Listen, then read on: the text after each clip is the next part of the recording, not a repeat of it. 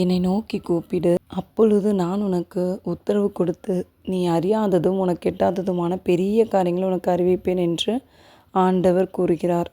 எரேமியா 33:3.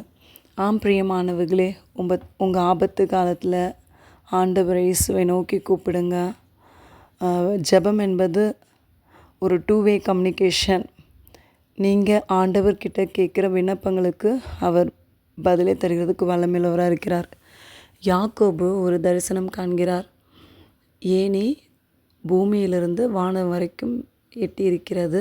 அந்த ஏணியில் தேவதூதர்கள் ஏறுகிறவர்களாகவும் இறங்குகிறவர்களாகவும் இருக்கிறார்கள். ஆம் பிரியமானவர்களே, நீங்களும் நானும் ஜெபிக்கிற அந்த ஜெபம், தேவதூதர்கள் துரிதமாய் அதை பரலோகத்துக்கு எடுத்துகிட்டு போயிட்டு அங்கே தூப கலசத்தில் போய் போடுவாங்க. தூதன் பரலோகத்துலேருந்து இறங்கி வரும்போது இன்னொரு தூதன் இன்னும் நீங்கள் ஜெபம் பண்ணிகிட்ருக்குற அந்த குறிப்பை எடுத்துகிட்டு போவார். அது ரிட்டனாக ஏசப்பா நமக்கு பதில் தருவார். ஒவ்வொருத்தருக்குமே 2 தேவதூதர்கள் இருக்காங்க. சங்கீதம் 91 பார்த்தீங்கன்னா, உன் பாதம் கல்லிடாதபடிக்கு அவர்கள் உன்னை தங்கள் கைகள் ஏந்தி கொண்டு போவாங்கள்னு இருக்குது.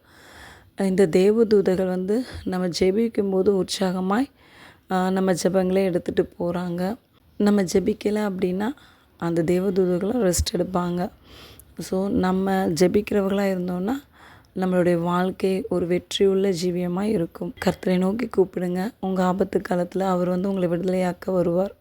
கர்த்தர் உங்களை ஆசீர்வதிப்பாராக.